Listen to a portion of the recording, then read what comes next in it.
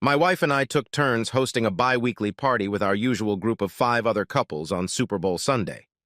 To get up to speed, we started early, at 5 o'clock, with pre-game warm-ups at our apartment. At first, my wife and I fiddled around, making sure everyone had a refill of their favorite beverage, and for all the obligatory oohs and ahs and requests for recipes, good luck offerings were made and snack bowls were refilled. Things began to settle down little by little. The women were almost up to date on the latest gossip, and the men thoroughly trashed each other's favorite team. The game was on. The drinking continued.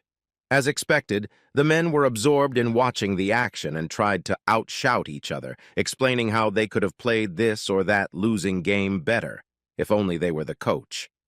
Most of the women began to drift away, paying attention only to the mention, or, better yet, the snapshot, which the TV station was happy to provide, of a certain pop star celebrity.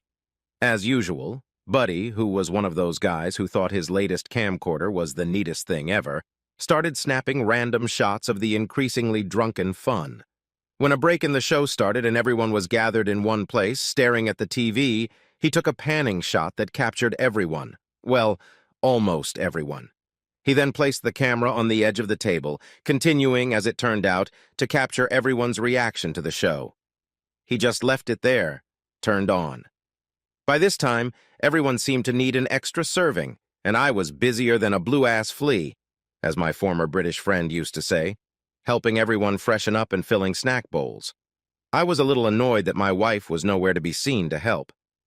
Once all that was done, I realized that I had a very urgent need to go to the bathroom. The door to the bathroom in the hallway was closed, so I assumed it had been used. Otherwise, it would have been open. I figured no problem. I'd just use the bathroom in the master bedroom. The door to the master bedroom was closed.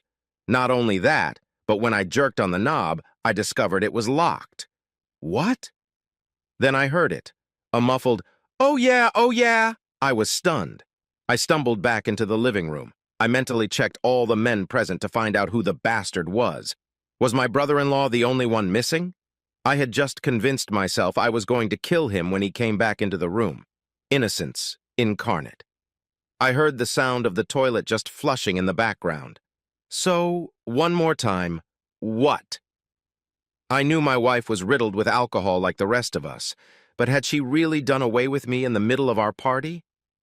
Before I could think about it, the main play began and the hall went wild with applause and whistling. Then there seemed to be a general need for more filler. I put my questions aside as I fussed with taking care of our guests and thought I would talk to her about it later. I never figured out how to bring it up, so I just pushed it to the back of my mind and let it slip away. It wasn't until 2 weeks later. It was Buddy's turn to lead the party.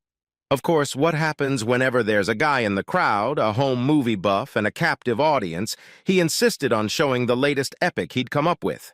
It was our Super Bowl party. Thankfully, he reduced it to group shots at halftime shows and wandering missing people. I hardly drank at all.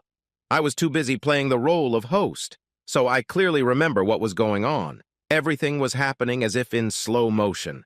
The sound of the toilet flushing. That was my brother-in-law coming back from the toilet? A minute later, my sister returned, followed by my rather disheveled wife. What? What am I supposed to do now? Divorce seemed like a good option.